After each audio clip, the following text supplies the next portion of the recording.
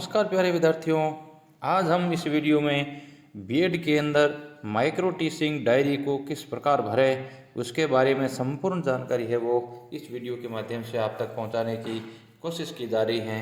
तो आप इस वीडियो को अंतिम तक ज़रूर देखें। ये वीडियो बीएड में यदि आपके आर्ट्स है या साइंस हो या कॉमर्स हो, तीनों सब्जेक्टों के लिए बहुत ही इम्पोर्टेंट होने वाला है। और इस वीडियो को देखने के बाद आप किसी भी विषय के अंदर आप माइक्रो टीचिंग है वो आराम से बना सकते हैं। यानी इस वीडियो में आपको माइक्रो टीचिंग संबंधी जितनी भी आपकी समस्या है उस सभी समस्या का समाधान है वो मिलने वाला है। तो आप इस वीडियो को आराम से अंतिम तक देखें और आप अपनी डायरी को है इस वीडियो के माध्यम से आराम से है वो बना सकते हैं।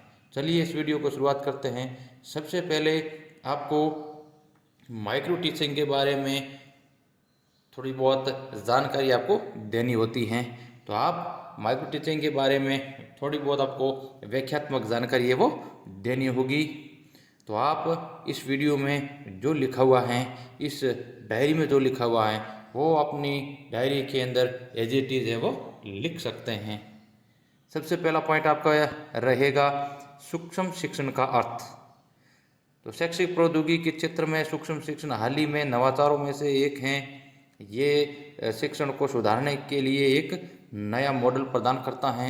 ये शिक्षकों के कक्षा व्यवहार में संशोधन के लिए एक प्रभावित शिक्षण की रणनीति तैयार करता है। यानी इस प्रकार आप इसकी व्याख्या है वो मतलब अर्थ है वो लिख देंगे। उसके बाद दूसरा पॉइंट आएगा सूक्ष्म शिक्षण की परिभाषा। तो कुछ विद्वानों द्वारा जो परिभाषा दी हुई है उसके अंदर वो लिखा हुआ है। तो आप अपनी डायरी के अंदर आराम से इसको देख करके अपनी डायरी के अंदर है वो उतार लेंगे।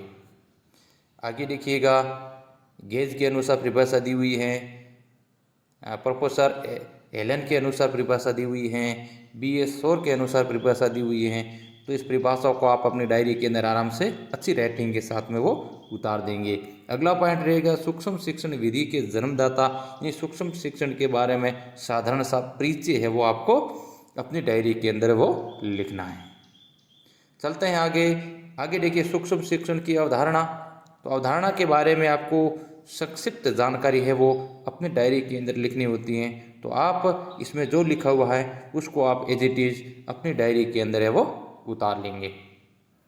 आगे शिक्षण की विधि है, अवधि है और यहाँ शिक्षण चक्र कितने मिनट का होता है उसके बारे में संक्षिप्त जानकारी है वो आपको अपनी डायरी के अंदर है वो उतारना है।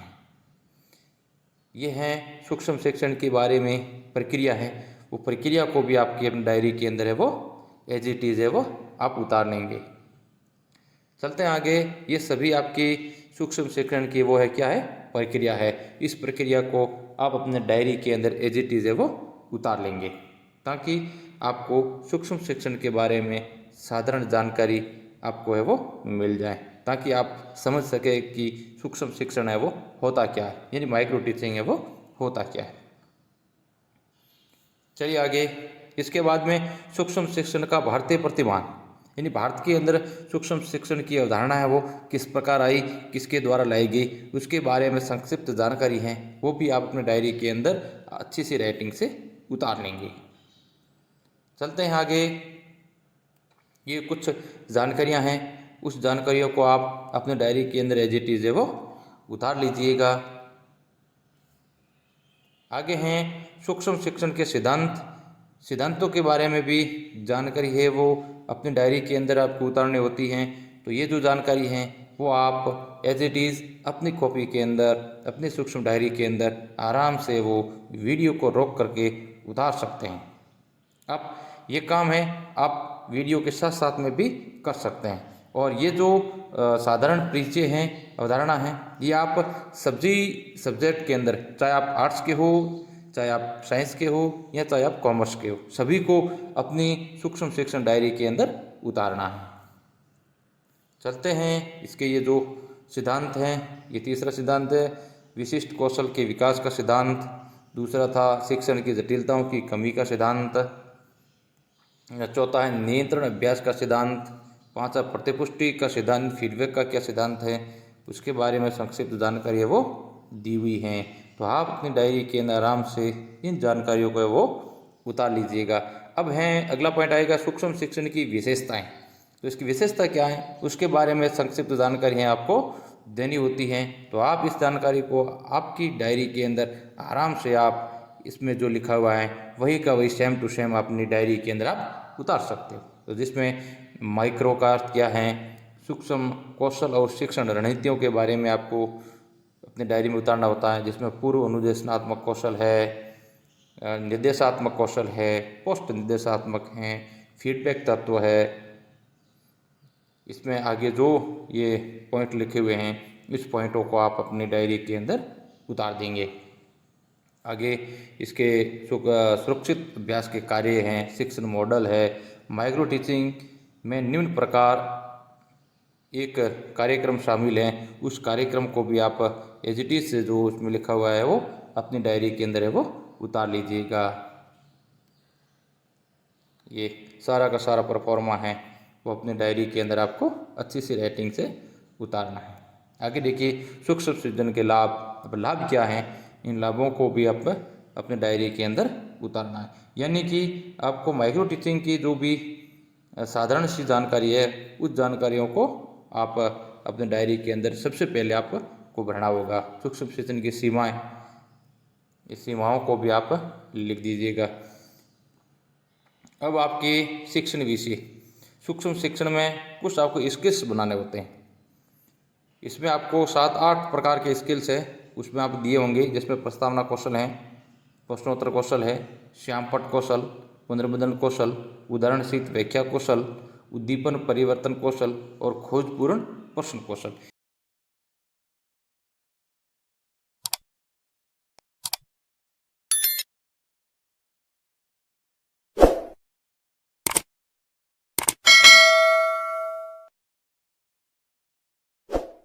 यानी आप यदि आपको माइक्रो टीचिंग की प्रस्तुति देनी है तो आप जिस स्कूल के अंदर या जिस कक्षा में जाते हो तो आपको ये स्किल्स है, ये कौशल है, इस कौशलों के बारे में जानकारी आपको ज़रूरी होती है। यदि आप इस स्किल के बारे में जानकारी नहीं है तो आप अपने कक्षा के विद्यार्थियों को आप संतुष्टिजनक वो पढ़ा नहीं सकते। तो ये मुख्य जो माइक्रो टीचिंग का ये जो कौशल है, इन कौशलों को आपको सीखना है वो ज़रूरी होता है। पहले हमने संक्षिप्त सूक्ष्म कौशल के सूक्ष्म शिक्षण के बारे में जानकारी दी है।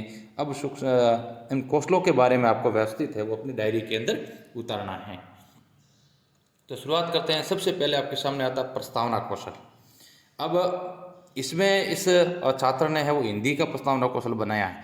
अब मान लीजिए आप हिंदी की जगह भूगोल है या आप साइंस के हो, चाहे आप कॉमर्स के हो, चाहे आप आर्ट्स के हो, आपका जो भी विषय है उस विषय के आप संक्षिप्त से आपको एक टॉपिक लेना है, उस टॉपिक का आपको प्रस्तावना कौशल है वो बनाना है।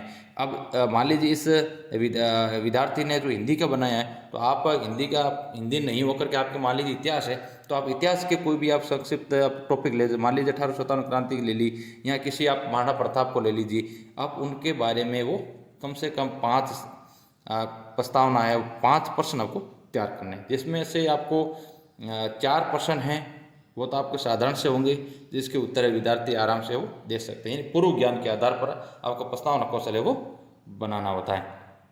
और अंतिम प्रश्न होता है वो समस्यात्मक प्रश्न होता है, उसके बाद उद्देश्य कथन होता है। इस तरह आपको एक प्रस्तावना कौशल है वो बनाना होता है। आपको 2 प्रस्तावना कौशल बनाना है क्योंकि आपके बीएड के अंदर टीचिंग के अंदर 2 सब्जेक्ट होते हैं, उन दोनों सब्जेक्टों को आपका अलग अलग प्रस्तावना कौशल है वो बना लेना है। मान लीजिए आप साइंस के हो तो आप एक जनरल साइंस का बना लोगे, उसके बाद मान लिया केमिस्ट्री को तो केमिस्ट्री बना लो, बायो का है तो बायो बना लो, जो भी आपके सब्जेक्ट हैं उसका आप बना सकते हैं।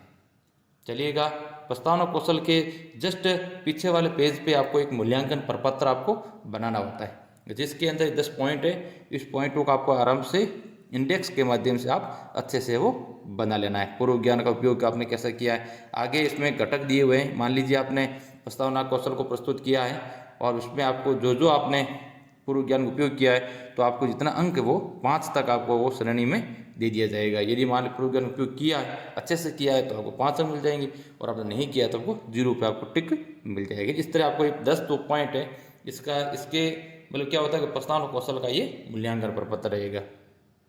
चलते हैं आगे, कौशल कौन सा है आगे ये प्रस्तावना को इसमें इतिहास का बनाया है। आपका जो भी सब्जेक्ट है उसमें आप 2 प्रस्तावना कौशल बनाना है, दोनों सब्जेक्टों का अलग अलग। चलते हैं आगे, इसके बाद भी मूल्यांकन प्रपत्र हैं। आगे चलिए, इन्होंने अब बनाया श्यामपट्ट कौशल।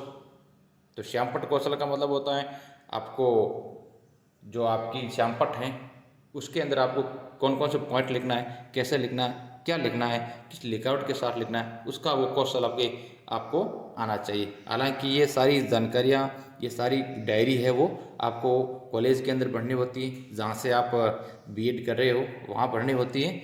लेकिन यदि आपने नहीं पढ़ी है तो आप वीडियो के माध्यम से पढ़ सकते हो। एक चीज़ ध्यान रखना है, श्यामपट्ट जो आगे लिखा हुआ है इसमें आपको क्या करना है, ब्लैक कलर का बाजार के अंदर श्यामपट्ट मिलता है, उसको आप ला करके यहाँ चिपकाना है, उसके ऊपर ये सारी जानकारी है वो लिखनी है, ताकि आपकी ये डायरी है वो अच्छी सी दिखे। ये श्यामपट्ट कौशल भी आपको 2 बनाना है, दोनों विषयों का वो अलग अलग बनाना है। यह उसके बाद ये मूल्यांकन प्रपत्र आपको बनाना है। चलिए आगे, ये प्रश्नोत्तर कौशल है, ये है प्रश्नोत्तर कौशल, तीसरा कौशल है। इसमें क्या करना, मान लीजिए आपने प्रस्तावना कौशल बनाया या किसी भी टॉपिक का आपको पढ़ा रहे बच्चों को, उस टॉपिक के अंदर से किस प्रकार से प्रश्न है पूछे जाते हैं उसका आपको जानकारी है वो होना चाहिए, उस स्किल को आपको आना चाहिए। तो आपको मान लीजिए जो भी सब्जेक्ट है उस सब्जेक्ट का आपको कौशल है वो बनाना है। इसका आगे आप मूल्यांकन प्रपत्र आपको बनाना होगा। उसके बाद में जो तीसरा है वो है पुनर्बदल कौशल। पुनर्बदल कौशल का मतलब वो तो ये होता है कि मान लीजिए आपने कोई भी आप प्रश्न पूछ लिया, प्रश्न पूछने के बाद किसी विद्यार्थी ने उसका उत्तर सही दे दिया, यानी सही दी उत्तर दिया है, तो आपको विद्यार्थी को मतलब पुनर्बल देना होगा कि वास्तव में अच्छा दिया है, ठीक है, बहुत अच्छा। तो ताकि क्या होता है बच्चे के अंदर और उत्तर देने की जिज्ञासा वो बढ़ सके। इस प्रकार के कौशल आपको बीएड के अंदर आपको सिखाए जाते हैं। तो आपको ये कौशल भी आपको बनाना है। कैसे बनाना है इसकी देख लीजिए, इसको आप देख करके आप अदर विषय के भी आप आराम से वो बना सकते हैं। इसका आप मूल्यांकन प्रपत्र है। आगे उदाहरण सहित व्याख्या कौशल, ये भी आपको बनाना है। जो आपके सब्जेक्ट है उसके अनुसार आप ये बना सकते हैं। श्यामपट्ट कार्य है तो श्यामपट्ट आपको बाजार से खरीद करके आप आराम से इसके अंदर इस साइज का आप काट करके बना सकते हैं। इसके भी आपको मूल्यांकन प्रपत्र बनाना है। आगे खोजपूर्ण प्रश्न कौशल, ये सारे कौशल है वो आपको बीएड कॉलेज के अंदर बनाने होते हैं। तो आप आराम से इस वीडियो के माध्यम से आप घर बैठे आराम से इस सूक्ष्म शिक्षण डायरी को है वो भर सकते हैं। अब आप इस वीडियो को देखने के बाद आराम से समझ गए होंगे कि हमें सूक्ष्म शिक्षण डायरी को किस प्रकार है वो भरना है। और अगला कौशल है उद्दीपन परिवर्तन कौशल। इसके अंदर शिक्षक प्रश्न पूछते हैं, छात्र है वो उसका उत्तर देते हैं, उसमें आपकी उद्दीपन आप किस प्रकार परिवर्तन करते हैं, आपके हाव भाव हैं, उसके बारे में ये कौशल आपको बनाना है। जिसमें आपका मूल्यांकन प्रपत्र जैसे शरीर का संचालन कैसा है, हाव भाव कैसा है, स्वर परिवर्तन कैसे, केंद्रीकरण है, अंतः क्रिया शैलियों में परिवर्तन है, विराम है, शारीरिक सहभागिता, साहित्य सामग्री, पुनर्बलन, मौन क्रियाएं, यानी ये जो पीछे जो मूल्यांकन प्रपत्र हैं इसको देख इसके माध्यम से आपका वो मूल्यांकन है वो किया जाता है। तो ये था आज का सूक्ष्म शिक्षण यानी माइक्रो टीचिंग डायरी को किस प्रकार भरे। अब आप इस वीडियो को देखने के बाद आपको सूक्ष्म शिक्षण के बारे में सभी जो आपकी समस्या थी उस समस्या का समाधान है वो हो गया होगा। और इस वीडियो को आप अपने दोस्तों के साथ भी शेयर करें ताकि वो भी इस सूक्ष्म शिक्षण डायरी को आराम से वो भर सके।